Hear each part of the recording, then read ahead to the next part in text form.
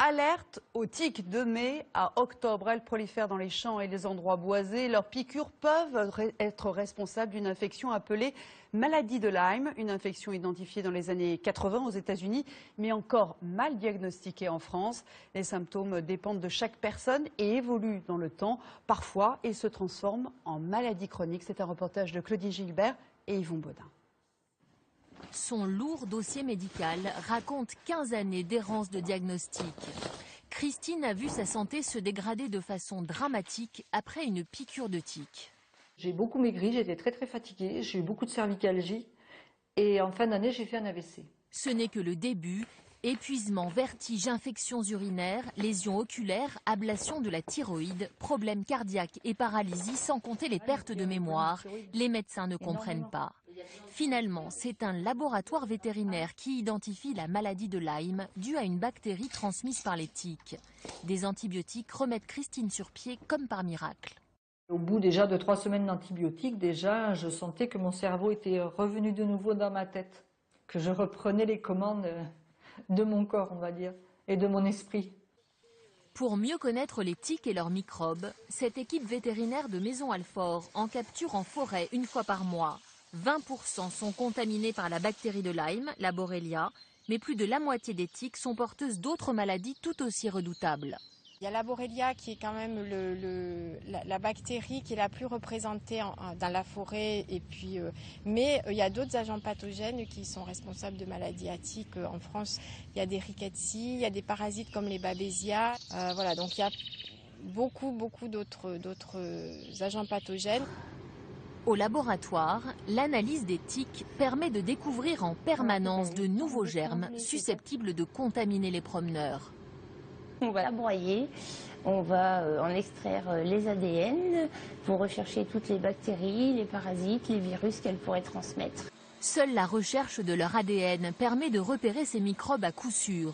Le test sanguin classique pratiqué en ville, lui, ne détecte la bactérie de Lyme qu'une fois sur 2.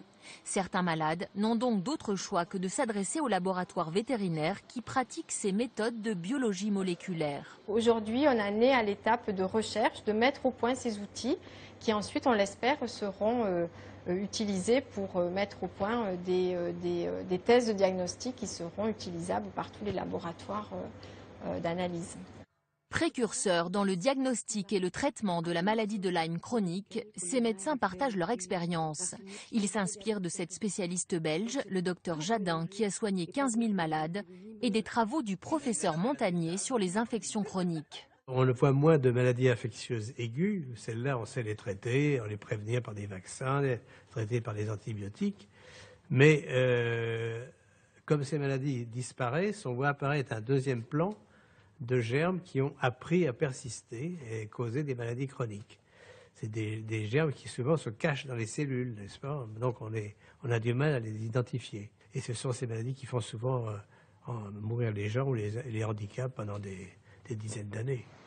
La fille de Christine, après des années de douleurs au ventre et aux articulations, a découvert qu'elle souffrait elle aussi de la borréliose de Lyme. Les associations estiment qu'il pourrait y avoir en France 3 millions de malades non diagnostiqués. Ah oui, reportage que vous avez réalisé, Claudine Gilbert, bonsoir. Avec vous, quelques conseils très pratiques. Déjà, comment éviter tout simplement de se faire piquer par les tiques? Il faut absolument se protéger. Éviter le short, les sandalettes en forêt, les tiques remontent le long des jambes. On met le pantalon dans les chaussettes ou des bottes et des vêtements couvrants. Il y a aussi des produits répulsifs vendus en pharmacie ou des mélanges d'huile essentielle qu'on peut faire soi-même. Après la balade, douche et shampoing obligatoire. Ensuite, on s'inspecte des pieds à la tête, le cuir chevelu, les replis, les muqueuses partout. Et si quand même on se fait piquer, quels sont les bons premiers réflexes à avoir? Alors, le premier réflexe, c'est d'enlever la tique sans l'arracher, mais avec une pince adaptée qu'on doit avoir dans sa trousse à pharmacie. On désinfecte et puis il faut rester vigilant pendant quelques mois en cas de rougeur, de fièvre, de fatigue inhabituelle. Si vous avez des maux de tête ou des douleurs articulaires, eh bien, il faut consulter. Dans ce cas, le médecin prescrit quelques semaines d'antibiotiques. Cela suffit la plupart du temps à enrayer la maladie de Lyme. Merci beaucoup Claudine pour tous ces